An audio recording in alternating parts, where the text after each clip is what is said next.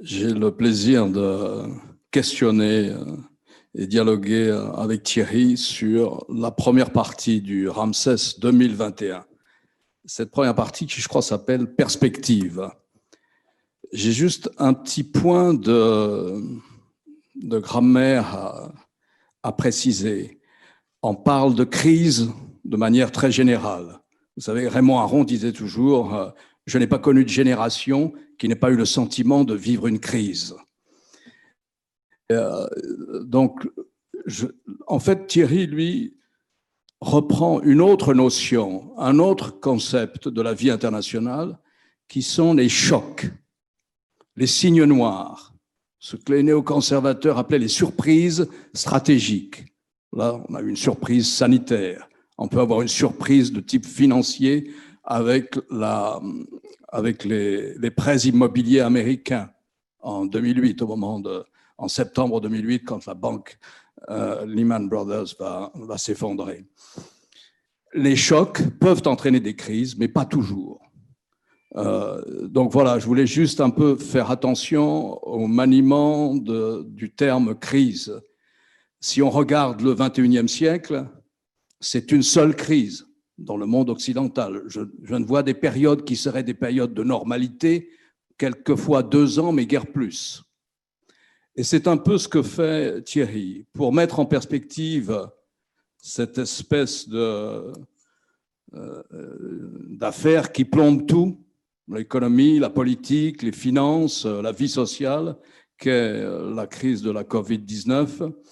Il revient sur les chocs qui ont marqué le 21e siècle. En fait, on commence avec la crise financière asiatique, mais qui aussi, avec une volatilité invraisemblable, va gagner la Russie, le rouble va s'effondrer, et puis l'Amérique latine. Et puis on arrive à 2001, aux attentats de 2001, et puis on arrive à 2003, l'attaque américaine sur l'Irak, et puis c'est 2008, la crise des dettes européennes, la crise économique qui suit la crise financière, etc., etc. Et puis on arrive à 2015, la crise migratoire, et enfin, on est à 2020 avec le choc du Covid, je devrais dire le choc plutôt du Covid, mais qui génère lui aussi une crise multiforme.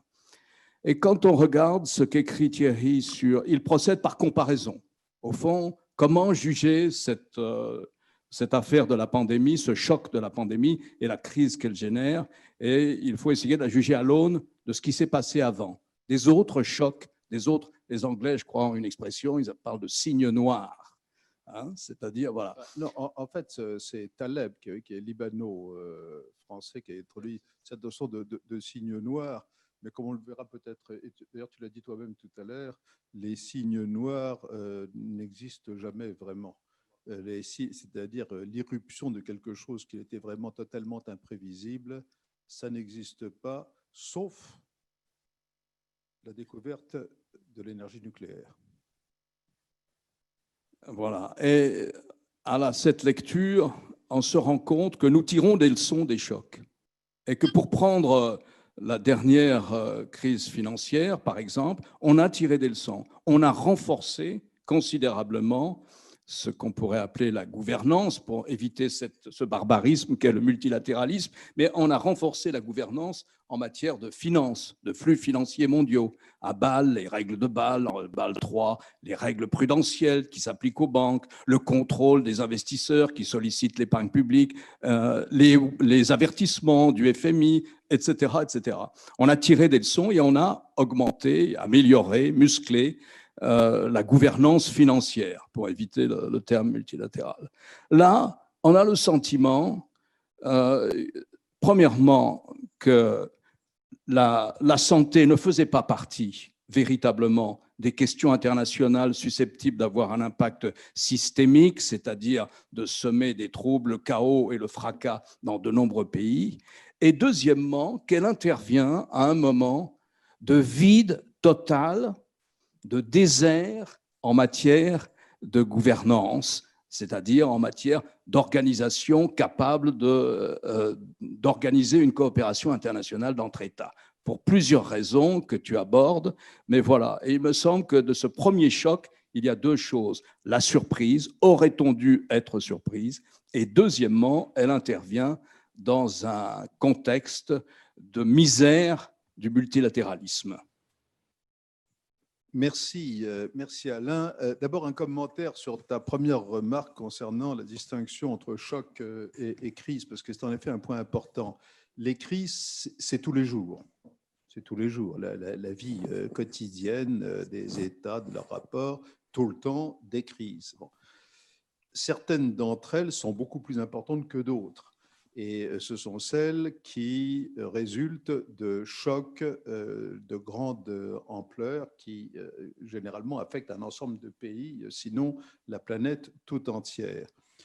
Et ce qui me permet juste d'ajouter un codicile à la question qui a été posée tout à l'heure à Éric-André Martin, en ce qui concerne l'Union européenne, je crois qu'effectivement, l'Union européenne avance sur des chocs, et sur des chocs majeurs, c'est-à-dire les chocs qui mettent en péril son existence. Parce que c'est quand l'Union européenne est vraiment menacée d'effondrement que ses membres, à un certain moment, se trouvent confrontés devant l'alternative. Ou bien on fait face ensemble, ou bien on tombe tous ensemble. C'est une sorte de stratégie au bord du gouffre. Voilà. Alors on pourrait, je crois, développer ça longuement, mais quand on dit que l'Union européenne, et je réponds par là même d'ailleurs à la personne tout à l'heure du Parlement européen, je crois qu'en effet, on ne peut pas dire que l'Union européenne avance sur les crises quotidiennes, mais quand il s'agit d'un choc existentiel, oui, parce que là, tout le monde tombe, ou alors on avance. Et je crois qu'on pourrait démontrer que c'est le cas, même dans le cas de la pandémie de Covid-19, parce que quand nous avons bouclé, effectivement, c'était pas très très clair. Et il se trouve qu'il y a eu cette avancée extraordinaire, que moi je considère comme extraordinaire, même si quand on regarde les détails, c'est compliqué, etc., des 750 milliards d'euros. C'est extraordinaire quand on y songe. Voyez-vous, alors il y aura plein de difficultés de mise en œuvre, etc., etc. Mais je crois que voilà, cette distinction, donc c'est pour mettre encore plus en relief cette distinction que tu as introduite en commençant ce propos. Bon, alors maintenant, la question de la santé était-elle prévisible ou pas? Alors là aussi, je ferai une remarque qui n'est pas vraiment philosophique, mais qui est extrêmement pratique en réalité. Je pose la question suivante. Quand, alors, aux hommes, mais vous transposerez aisément pour les femmes, quand vous vous rasez le matin, messieurs, pas mesdames, là. Bon, quand vous vous rasez le matin, bon, imaginez en bonne logique rationnelle, vous devriez vous poser la question de toutes les catastrophes qui pourraient vous arriver dans la journée, sans en oublier aucune. Et vous devriez, en bonne logique, faire une estimation de probabilité pour voir comment raisonner face à ce risque. Et vous arriveriez à la conclusion que vous pouvez vous faire renverser en traversant la rue, qu'il y a une brique qui pourrait vous tomber sur la tête, et naturellement, vous pourriez rencontrer quelqu'un qui vous communiquerait, qui vous infecterait du Covid ou de la Covid-19. Mais si vous poursuivez cette réflexion, vous apercevez que en vous rasant le matin, admettons à 6h30 pour les lève-tôt, quand vous arriveriez au soir, vous n'auriez pas fini de faire la liste. Et vous seriez de surcroît dans un état d'angoisse croissant, parce que vous réaliseriez toutes les abominations qui pourraient vous arriver dans la journée. C'est très sérieux ce que je suis en train de dire, parce que ça veut dire les situations comme une pandémie, tout le monde l'avait envisagé. Je parlais, alors on parle de Bill Gates, 36 groupes d'institutions, etc., l'ont envisagé avant, et j'en ai moi-même de nombreux exemples. Mais je parlais l'autre jour avec Jean-Claude Mallet, qui avait présidé l'avant-dernier livre blanc de sécurité en France, et qui disait, moi je suis absolument désolé parce qu'on avait travaillé là-dessus longuement, on avait tout envisagé, etc.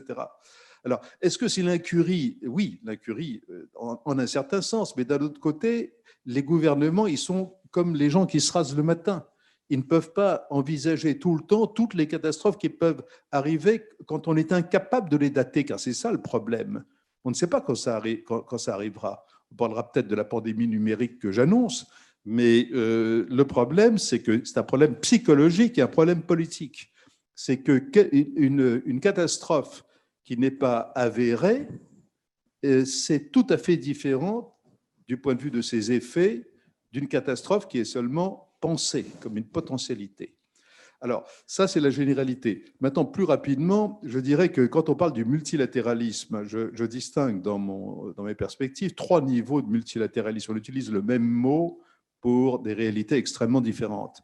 Il y a le multilatéralisme au sens onusien, c'est-à-dire le système de l'ONU, le droit international, etc., qui est extrêmement général, qui est utile, mais qui est extrêmement général et généralement peu performant. Le deuxième niveau, c'est le niveau du multilatéralisme occidental de l'après-Seconde Guerre mondiale, c'est-à-dire toutes les grandes institutions de Bretton Woods, etc. Alors vous me direz qu'elles ont été initialement, d'abord il y avait un leader à ce moment-là qui était les États-Unis, et qu'elles ont été initialement offertes aussi aux pays de l'Est et à l'Union soviétique en particulier. C'est eux qui ont refusé. Enfin, personne ne s'est étonné de leur refus, évidemment, puisqu'on était déjà dans un contexte très particulier. Mais ce multilatéralisme-là, ça a été un multilatéralisme occidental qui a duré 40 ans et qui avait un leader qui, effectivement, pendant ces 40 ans, est resté droit dans ses bottes sur les grands objectifs. La situation, et pendant cette période-là, la santé, pour de nombreuses raisons, n'était pas un problème considéré comme majeur au niveau mondial. Et l'OMS était une organisation faible. Le problème de l'OMS, c'est qu'en tant qu'organisation internationale, elle est encore faible, pas forte. Sans parler du fait qu'aucune organisation internationale ne peut lutter contre l'hostilité de ses shareholders, de ses propriétaires, si on peut dire, des actionnaires. Voilà. Et le troisième niveau de multilatéralisme, qui est à mon sens le plus profond, c'est celui de ce que nous sommes en train d'essayer de faire dans la construction européenne. Car qu'est-ce que la construction européenne, sinon un multilatéralisme qui s'approfondit sans cesse, aussi longtemps qu'un grand choc n'aura pas provoqué, ne sera pas terminé par sa chute.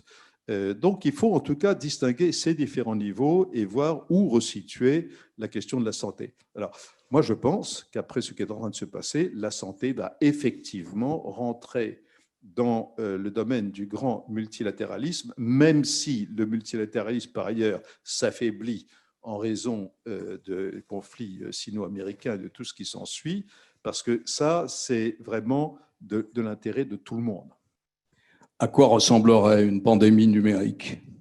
Alors effectivement, il me semble une pandémie numérique, c'est très simple. Bientôt, nous aurons la 5G partout.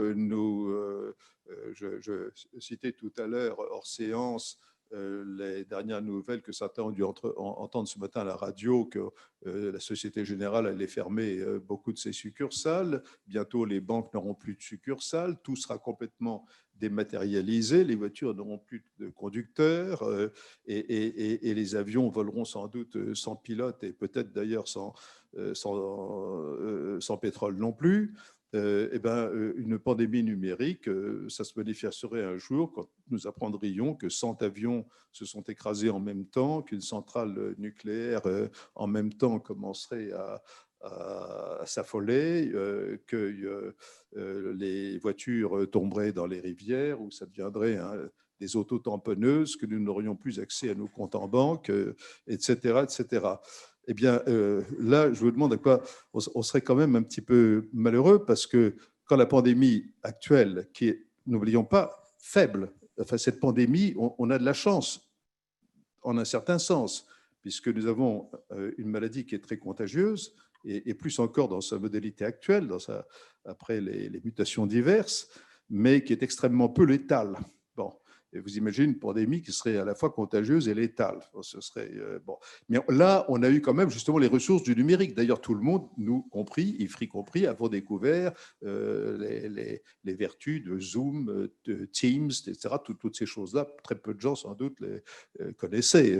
Voilà, et on les pratique. Et l'exercice que nous faisons aujourd'hui, avec quand même un certain succès, dont je félicite d'ores et déjà les équipes de l'IFRI, parce que je peux vous dire que c'est pas facile d'organiser une réunion comme celle-ci, c'est-à-dire la réunion hybride, où on voit la salle, etc. Bon, tout ça, ça représente un travail qui était probablement à peu près inimaginable il y a encore 4 ou 5 mois.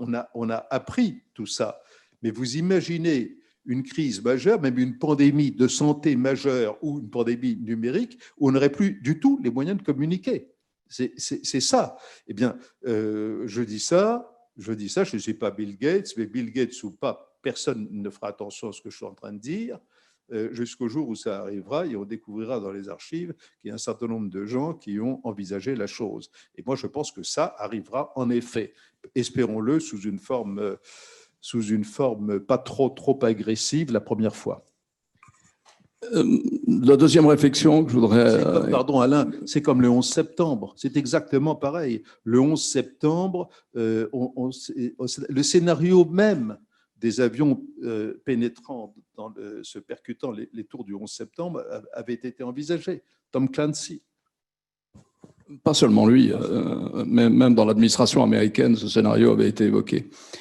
À la lecture donc, de ces perspectives qui repassent en revue les différents chocs qui n'ont cessé, que nous avons connus tout au long de ce début du XXIe siècle, on voit que celui-là arrive à un moment particulièrement faible de la coopération internationale, de la gouvernance planétaire, bref, de la coopération entre États, qu'elle soit organisée à l'ONU et dans ces organisations spécialisées comme l'OMS, ou qu'elle soit de manière plus informelle.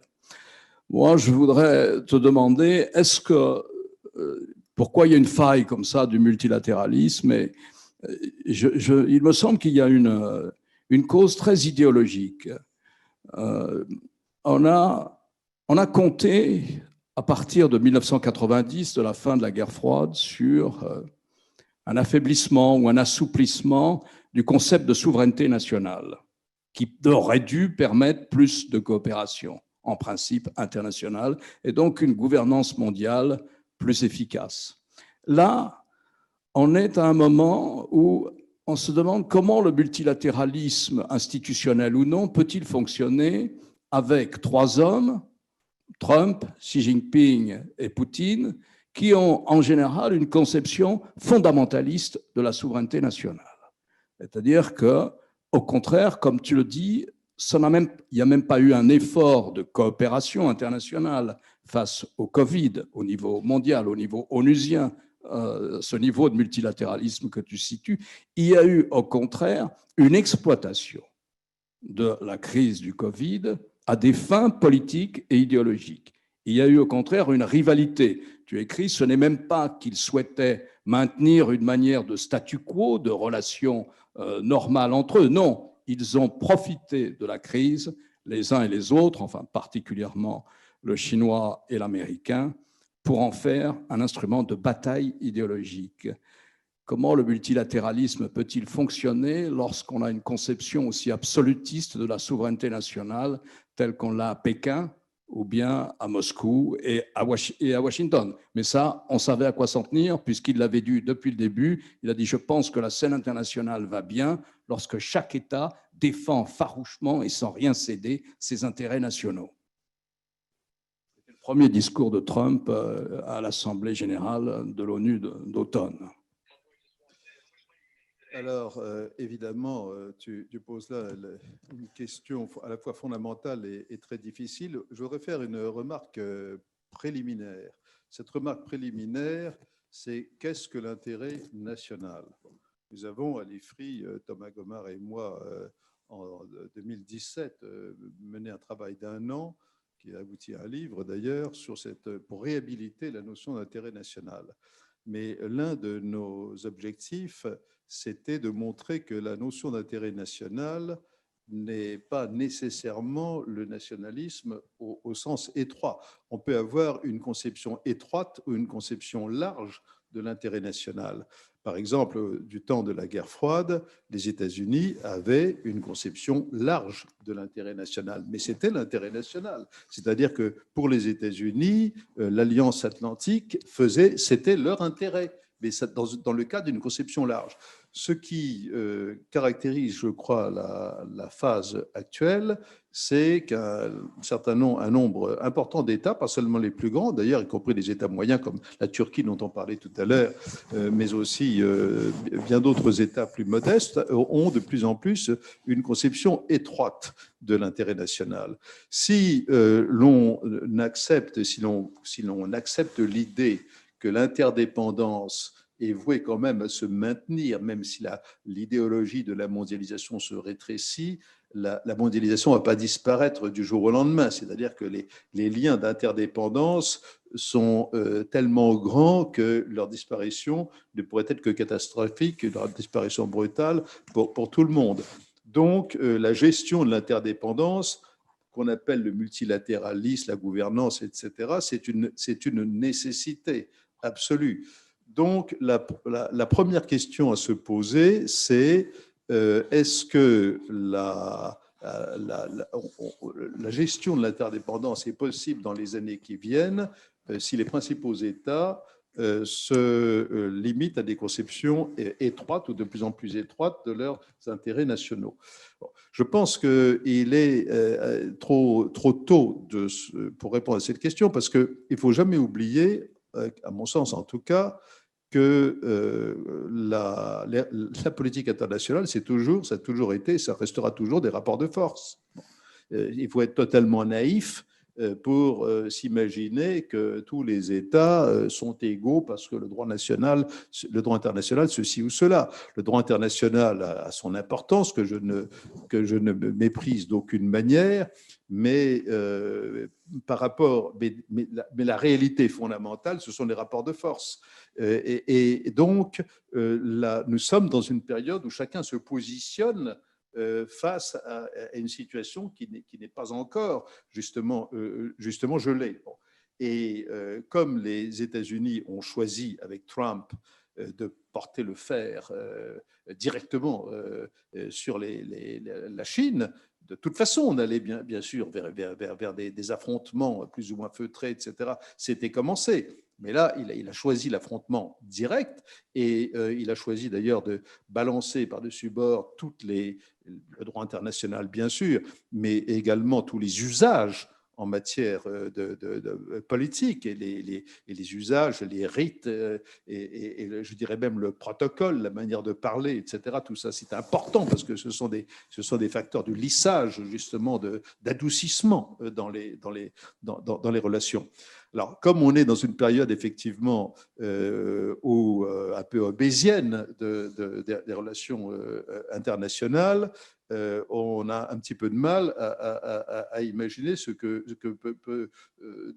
sur quoi ça peut aboutir en termes on va dire de gouvernance, d'une forme un peu nouvelle de multilatéralisme, et qui passe à la fois par des accords, par des traités et par des modalités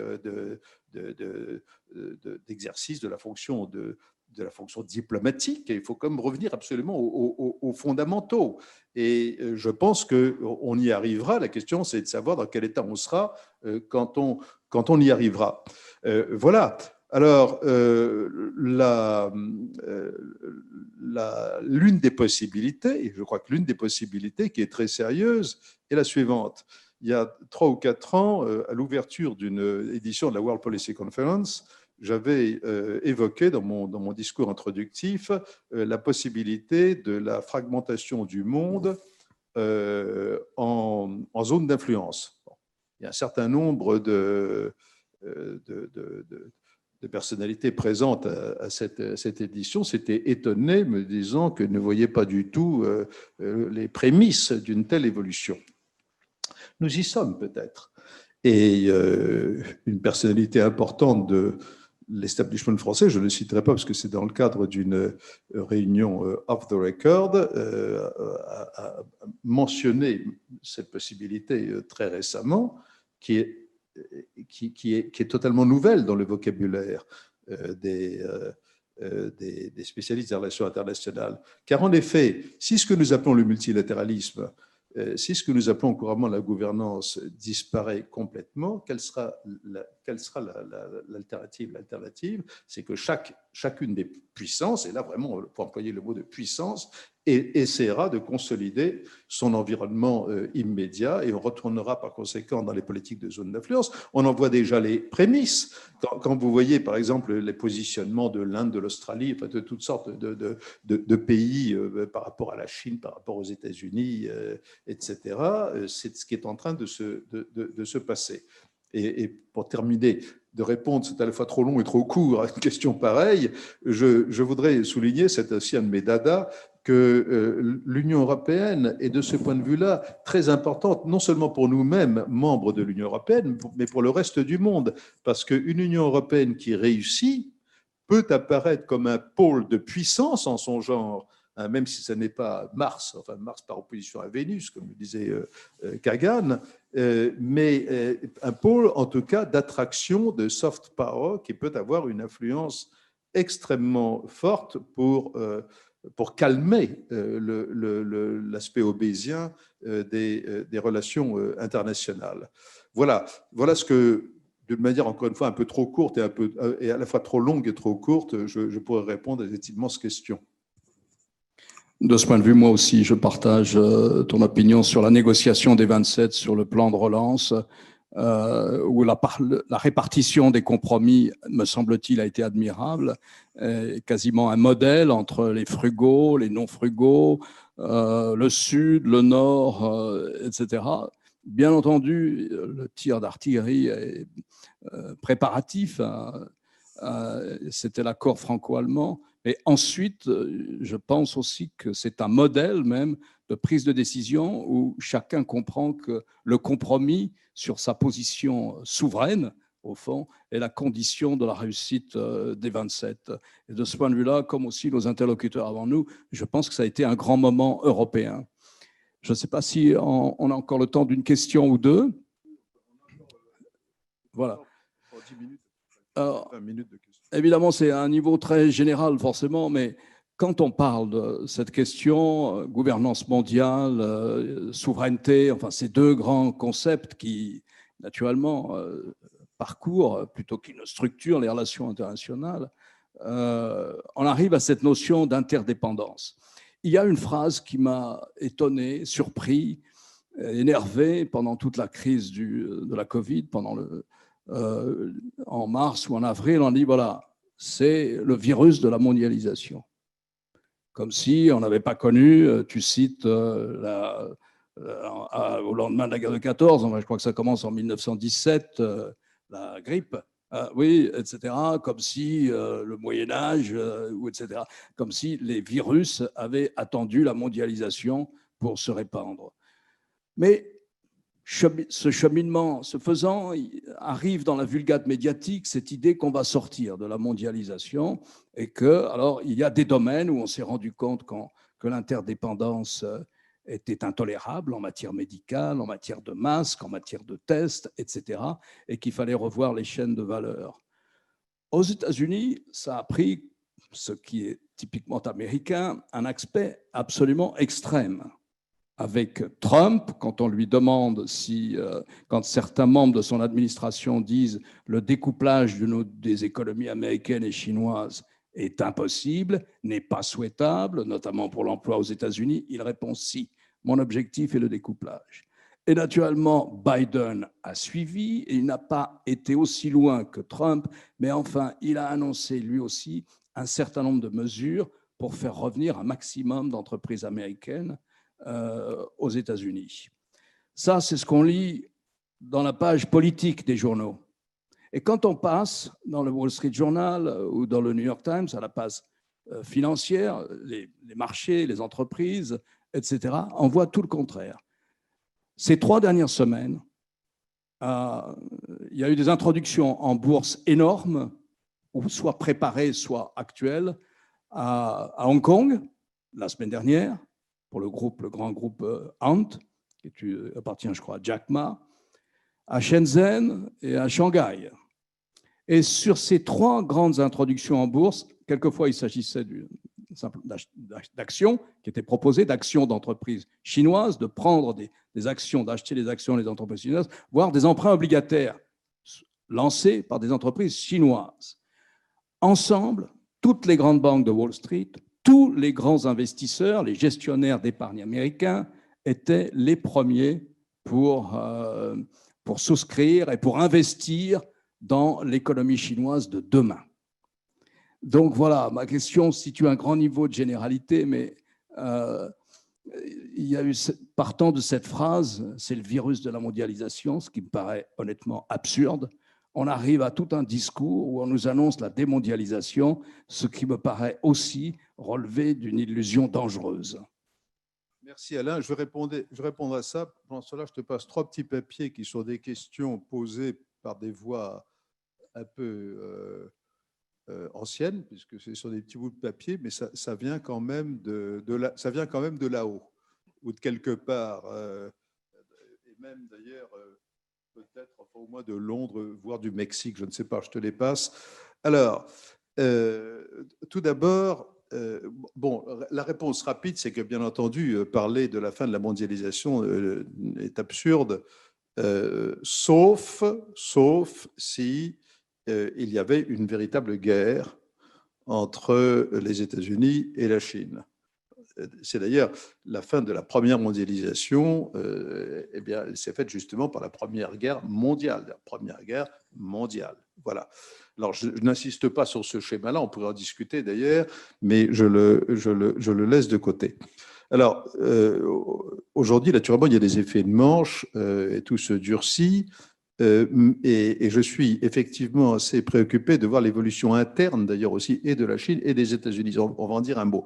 Mais avant, sur l'aspect proprement économique, il y a, je crois, eu un péché fondamental du côté, alors là, pour le coup, occidental, dans son approche de la libéralisation économique vis-à-vis de la Chine, c'est-à-dire l'entrée de l'OMC en 2001, dans la mesure où il s'agissait exclusivement, c'est le rôle de l'OMC, exclusivement du commerce, bon, et pas des investissements. Il faut voir que jusqu'à ce jour, maintenant on commence à en parler, en particulier dans le cadre sino-européen, mais jusqu'à ce jour, il n'y a jamais eu de grands accords internationaux sur les investissements directs. Et donc parler de protectionnisme quand on veut réguler un peu plus les investissements, ce n'est pas du protectionnisme. Ça n'a jamais été réellement régulé. Et si les États-Unis en tête et les Occidentaux en général ont été finalement si contents de libéraliser avec les Chinois et d'y investir en Chine aux conditions chinoises, c'est qu'ils se sont trompés sur l'évolution politique de la Chine. Toujours le mythe des petits drapeaux américains qu'on agitait sur la place Tiananmen en 1989. Bon. Mais c'est parce qu'ils y trouvaient leur compte à court terme. Effectivement, on pouvait produire à bas coût et inonder les marchés en faisant des profits considérables. Et ça a été l'idéologie, effectivement, du grand capital, pour parler le langage qui convient, au début du XXIe siècle. Voilà. Et actuellement, on est en train de revenir de cela, et on est en train de s'apercevoir que nos amis chinois, ils étaient plus malins que ce qu'on croyait. Ils n'étaient pas simplement de lamentables, de simples imitateurs des produits occidentaux. Et ils ont très largement dépassé les maîtres dans un certain nombre de domaines. Voilà. Alors, ce que je voudrais, le troisième point en réponse à cette question, c'est je voudrais dire 2 mots quand même de la Chine et des États-Unis. La Chine et les États-Unis se radicalisent tous. On voit partout, d'ailleurs à tous les niveaux, des radicalisations. Partout. La Chine depuis Xi Jinping. Et d'ailleurs, c'est pour ça que Xi Jinping est arrivé aux affaires, parce que sous Hu Jintao, il y avait un sentiment qu'il y avait un certain désordre qui risquait de dégénérer, de mettre en péril la dynastie communiste. C'était présent. Et Xi Jinping est arrivé pour une reprise en main avec une bonne compréhension que, surtout avec l'arrivée d'une classe moyenne en Chine, etc., les temps allaient être plus difficiles que ce que l'on croyait. Mais parallèlement à tout ça, si on regarde la situation aux États-Unis, on assiste depuis plus de 20 ans à une polarisation croissante, à la fois les conservateurs avec le Tea Party, tout ce qui est les néoconservateurs, etc. Et finalement, Trump est à certains égards l'aboutissement de tout cela. Et d'un autre côté, le Parti démocrate, qui ne ressemble absolument plus à l'establishment de la côte ouest, les WASP, etc., que dans notre jeunesse, mon cher Alain, vous considérez comme la référence absolue, les John Kenneth Galbraith, etc., etc. Mais on assiste aussi à une véritable polarisation à l'intérieur du Parti démocrate et à Bernie Sanders, qui est assez sympathique dans son genre, mais il est un parfait socialiste à la française. Bernie Sanders, avec un style un peu américain, mais tout ça, c'était impensable il y a 20 ans, il y a 25 ans. Donc il y a cette espèce de double polarisation qui, c'est pas seulement la question de savoir ce qui va se passer le 3 novembre après les élections, savoir si Trump va reconnaître sa défaite s'il est vaincu, ou comment se passeront les choses après sa victoire s'il est élu, mais je pense qu'il y a un risque, d'ailleurs le mot, je suis très frappé, il est de plus en plus employé aujourd'hui par les Américains eux-mêmes, de guerre civile. C'est l'idée qu'il y ait des éléments de guerre civile aux États-Unis aujourd'hui, c'était quelque chose d'absolument impensable il y a 30 ou 40 ans. Aujourd'hui, c'est quelque chose qui doit être envisagé, qui peut être envisagé. Voilà. Donc, et d'ailleurs, ceci n'est pas sans lien avec ce que j'essayais de dire tout à l'heure à propos des conceptions plus ou moins larges de l'intérêt national, parce que plus un pays est fracturé, et les États-Unis sont en train de devenir un pays fracturé, ou plus il se sent menacé, et plus l'État a tendance à se recroqueviller sur des conceptions étroites de l'intérêt national. Donc, pour conclure, je pense que la mondialisation normalement doit continuer, mais cette combinaison de crises externes et de multiples crises internes augmente les risques.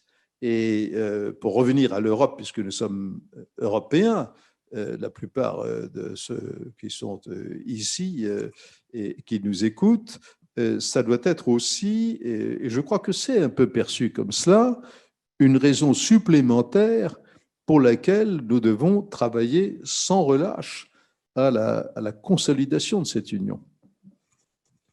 Alors, je vais faire état de ces 3 questions que j'ai reçues là. Naturellement, on parle de cette introduction de la partie 1, qui est une partie qui est ancrée autour de la crise du Covid et qui essaye de la penser à travers les différents chocs qu'on a déjà connus.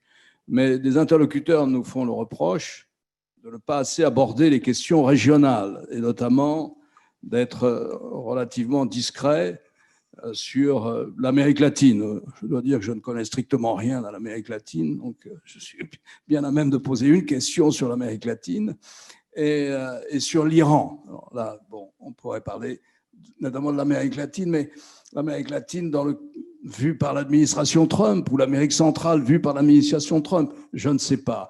Moi, ce qui me frappe, c'est qu'il y avait un pays émergent qui était donné en modèle il y a encore 10 ou 15 ans, c'était le Brésil.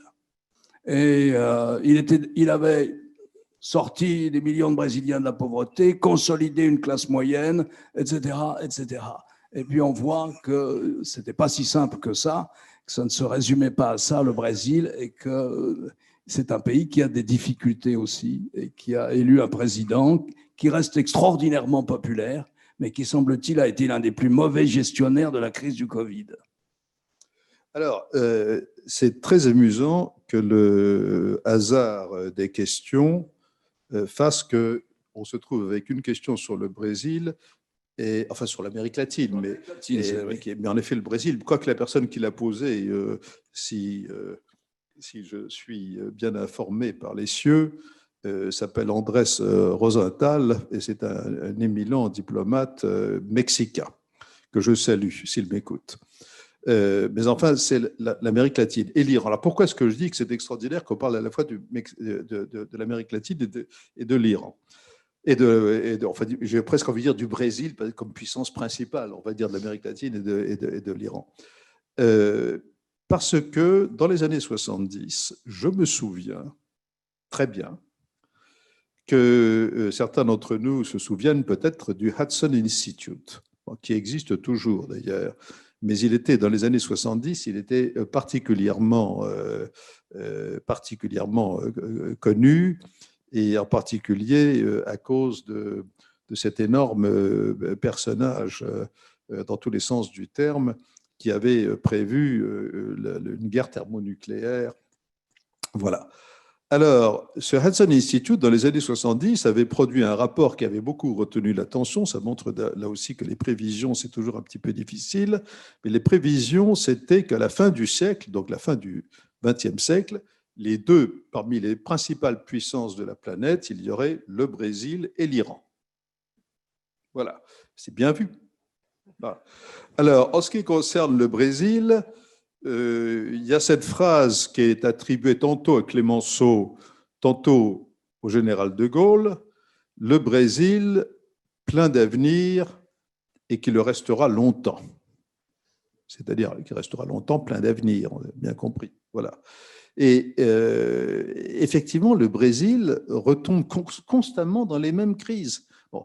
Et là, je crois d'ailleurs qu'en général, l'un des gros problèmes de l'Amérique latine, c'est de retomber en permanence dans les mêmes cycles de crise.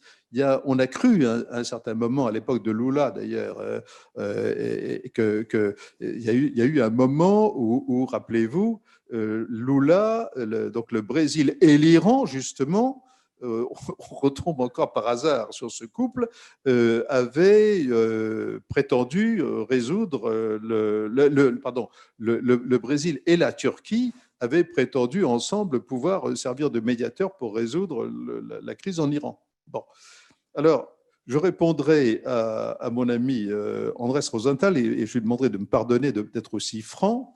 Je pense que le problème de l'Amérique latine, c'est qu'il reste ce qu'il est depuis longtemps, c'est-à-dire à la périphérie du système international.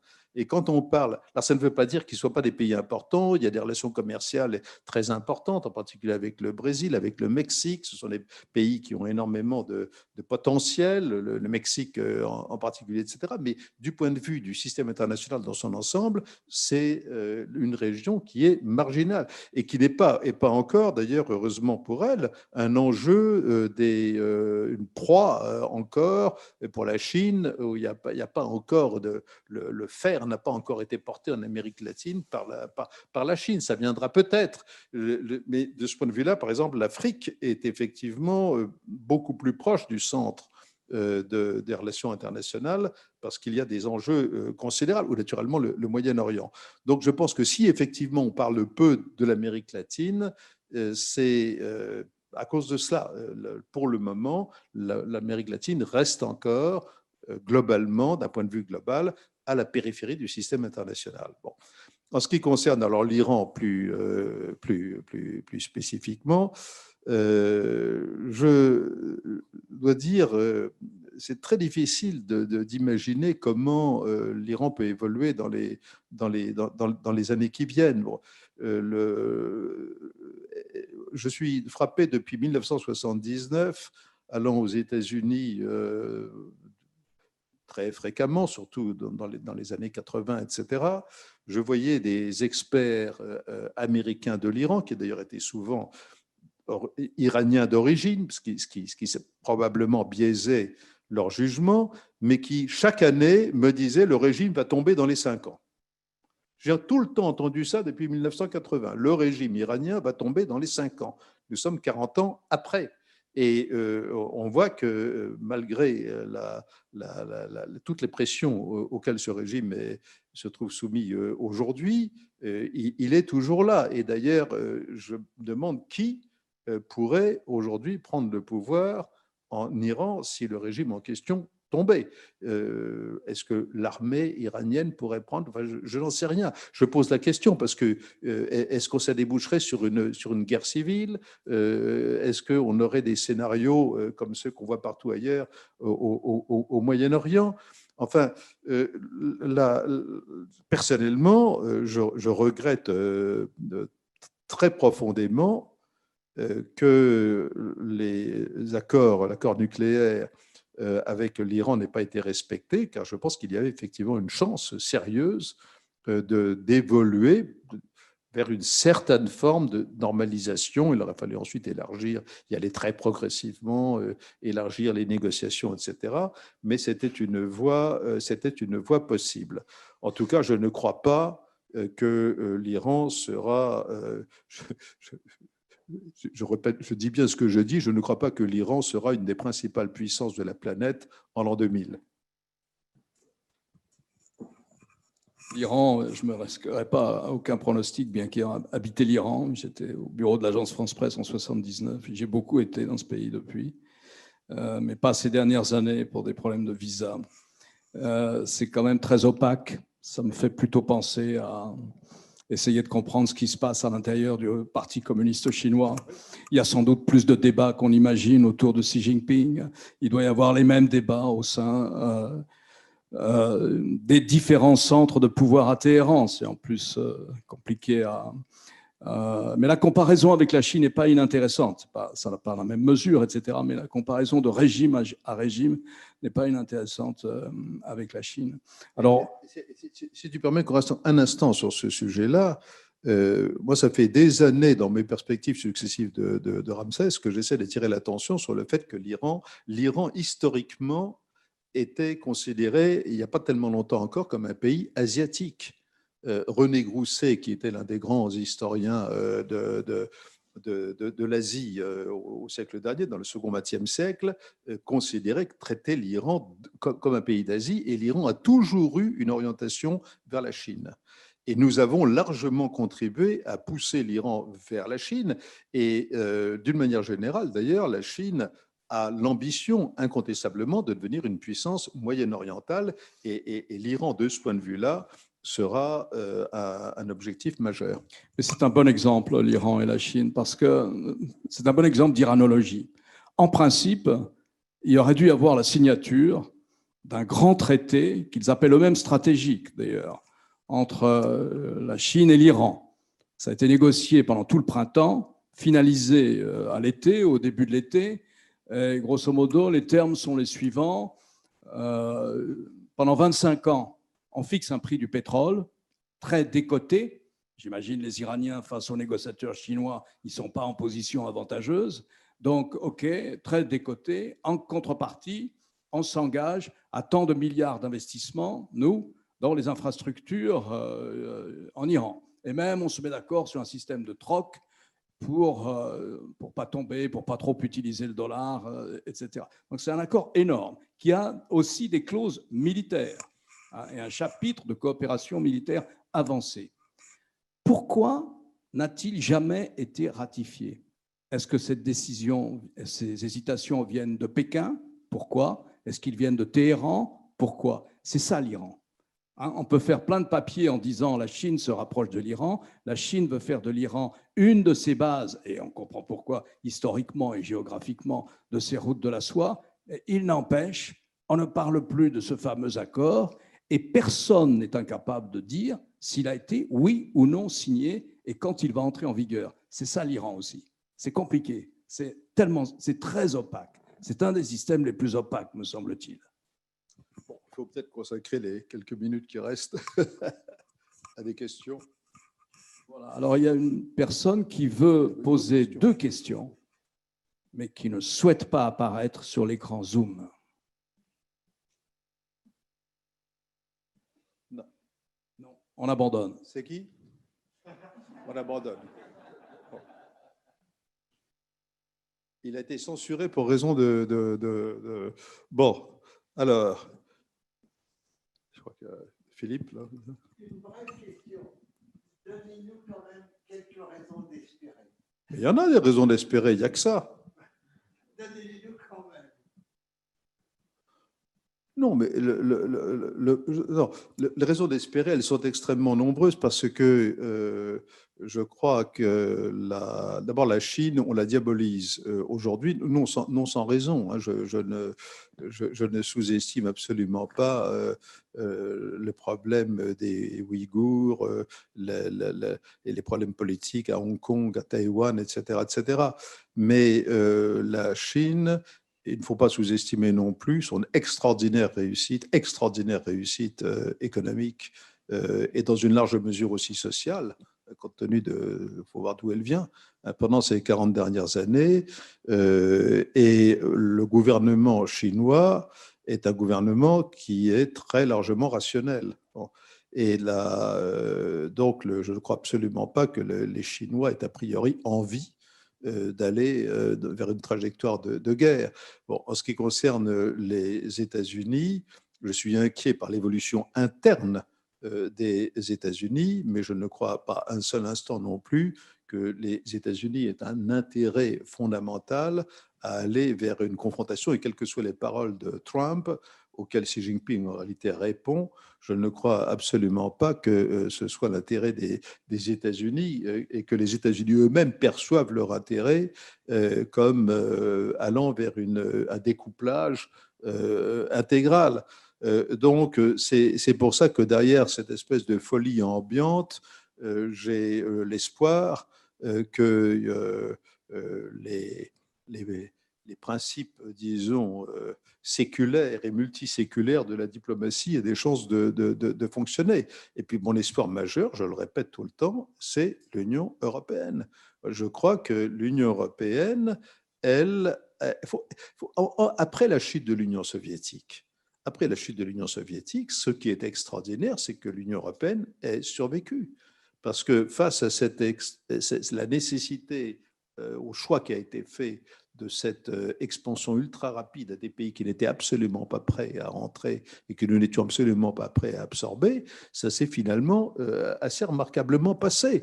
Et le miracle de l'euro, hein, enfin, on pourrait en disserter très longuement. Donc, bien sûr qu'il y a de nombreuses raisons d'espérer. Simplement, je crois que pour réussir, il faut, dans n'importe quoi dans la vie, il faut être conscient des risques. Je veux dire, pour le modeste, le modeste exemple, puisque nous sommes à l'IFRI, de l'entreprise IFRI, je pourrais décliner toutes les prévisions qui m'ont été faites pendant des années que ça ne marcherait pas, que ça se casserait la figure, que ça ne durerait pas, etc., etc. Il faut une volonté soutenue, quelle que soit pour un entrepreneur, pour un État, pour maintenir une gouvernance mondiale digne de ce nom. Mais pour que ça marche, la première condition, c'est d'être conscient des difficultés telles qu'elles sont. Il faut être réaliste. Il faut être réaliste à court terme et idéaliste à long terme, et non pas l'inverse. Et moi, j'ai fait mes devoirs avant de venir, vous pensez bien, donc j'ai lu le Ramsès. Et à la dernière partie, il y a des chronologies, il y a des cartes, etc. Et ce qui m'a frappé, c'est des visus. On voit aussi, évidemment, on a tous en tête la guerre de Syrie, les atrocités au Moyen-Orient. Mais en fait, dans ce chaos international que nous décrivons, il n'y a jamais eu aussi peu de guerres depuis très longtemps. Nous qui avons connu les années 60, 70, 80, hein, 1980, 1988, on parlait de l'Iran, etc. Il n'y a jamais eu aussi peu de conflits armés aujourd'hui. Et évidemment, on est toujours tenté par une manière d'apocalyptisme quand on parle de la scène internationale, mais à vrai dire, c'est aussi une des données de cette scène internationale qui apparaît dans la dernière partie du livre. Tout est toujours allé très mal, comme disait Jacques Bainville. Je crois que l'ambassadeur de Jamais voudrait intervenir. Oui, pardonnez-moi, parce que ce sera moins une question que l'expression d'une satisfaction. IFRI et difficultés, et surmontage de ces difficultés, parole de saint Matthieu, celui qui risque sa vie sera sauvé. C'est également le titre du livre d'un ancien homme politique, mais je crois que c'est la vérité. Il faut savoir risquer de temps en temps. Moi, j'étais très heureux aujourd'hui parce que on nous bassinait depuis quelques années, enfin dans le monde entier, sur l'exaltation du multilatéralisme, y compris dans la version papier. Et j'étais très heureux d'entendre un représentant de la version papier dire aujourd'hui que le multilatéralisme, c'était un barbarisme. Mais je comprends dans son introduction. Mais je comprends qu'en fait, c'est une invitation à être concret. Il faut être concret, effectivement.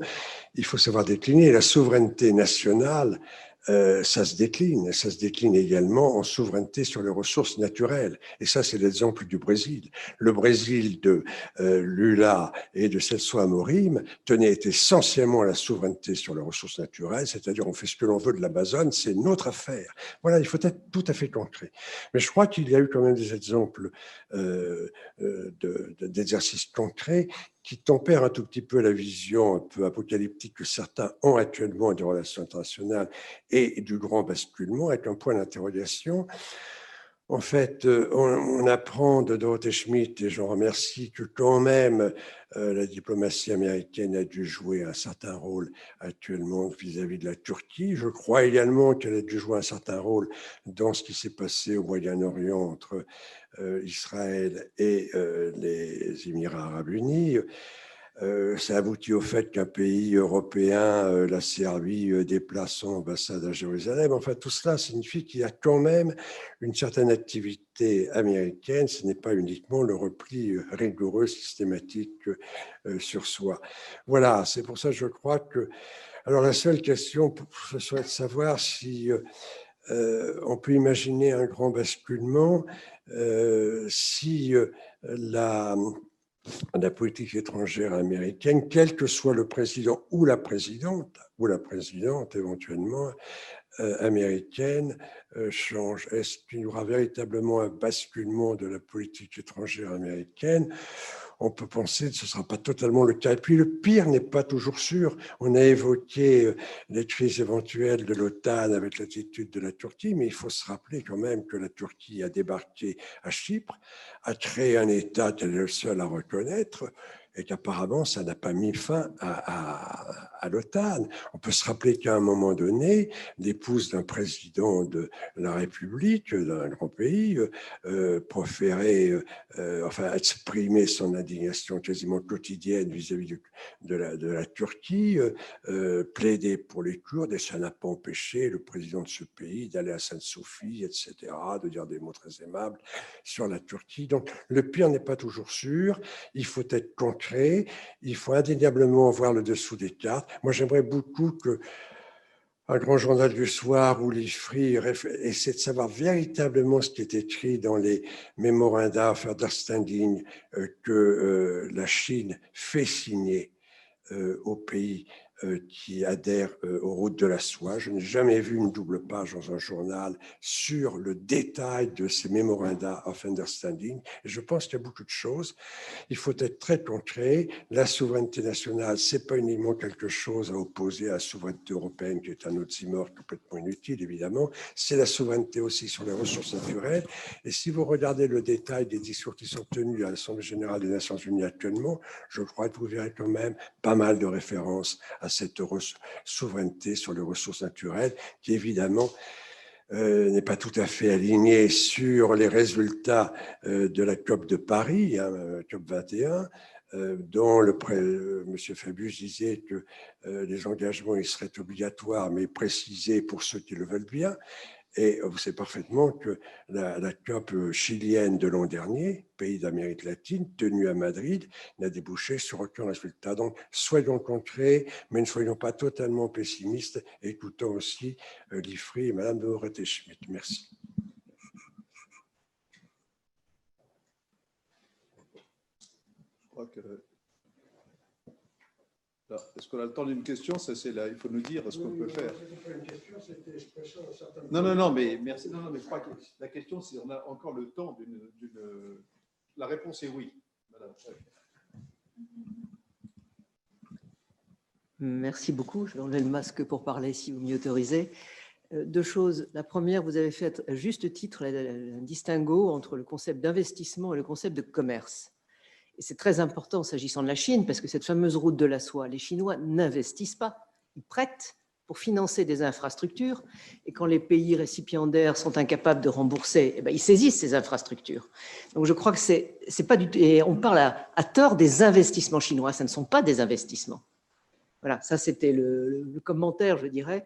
Et la question, quelle est votre vision de ces accords que l'Union européenne va signer avec le Mercosur, avec le Mexique, voilà, justement, pour parler un peu d'Amérique latine. Merci. Et sur le premier sujet, je ne pensais pas spécifiquement à la route de la soie, mais tout simplement les investissements chinois, par exemple, qui sont de vrais investissements directs, par exemple en Europe, si vous voulez, ou même, et c'est justement exactement là aujourd'hui qu'il y a une réaction, parce que quand une entreprise française, allemande ou autre devient la propriété majoritaire d'une entreprise chinoise dont on ne sait pas exactement qui est derrière, puisqu'on ne sait jamais qui est vraiment actionnaire d'une entreprise chinoise, que les gouvernements, c'est tout le problème de Huawei, d'ailleurs, entre autres. Voilà, donc c'est ce genre de questions. Mais vous avez également parfaitement raison que c'est d'ailleurs un grand danger pour les Africains, dont ils sont plus ou moins conscients. Mais en effet, prêter beaucoup d'argent et, comme vous dites, pouvoir saisir les biens, les actifs quand on ne peut pas les rembourser, c'est une forme aussi de stratégie qui revient dans une deuxième étape à une forme d'investissement direct. Alors, sur le sujet accord Union européenne-Mercosur, auquel la France, pour l'instant, s'oppose. Bon, c'est un accord que les pays du Mercosur jugeaient excellent. Il a été, dans sa forme de négociation, probablement jugé suffisamment bon par la Commission européenne jusqu'à ce jour pour avoir une chance d'être ratifié. Je pense que, mais c'est une interprétation purement personnelle, que n'ayant pas regardé de très dans le détail cet accord, je pense qu'il s'agit plutôt d'une réaction politique qui tient à certains aspects des relations actuelles entre la France et particulièrement le Brésil, si vous voulez. Il est possible que la position évolue, mais là, je vous donne vraiment une impression relativement superficielle. Mais là, nous sommes dans un type d'accord commercial assez classique de l'Union européenne vis-à-vis d'une région. Voilà. Mais je ne crois pas que ce soit un événement, je ne crois pas que ce soit une position définitive. Fini. Je crois que nous avons un signe que les meilleures choses ayant une fin, et donc on va pouvoir presque donner rendez-vous avant que tu ne conclues, Alain, pour Ramsès 2022. Car, comme dirait Alain de Jamais, le monde continuera d'exister. Et il y aura un Ramsès. Voilà, ça me paraît d'excellents mots de conclusion, de même que ceux d'Alain de Jamais, comme toujours d'ailleurs. Je n'ai rien à ajouter qui puisse apporter vraiment une sorte de plus-value à notre conversation. Merci Thierry, en tout cas. Merci à toi. Merci.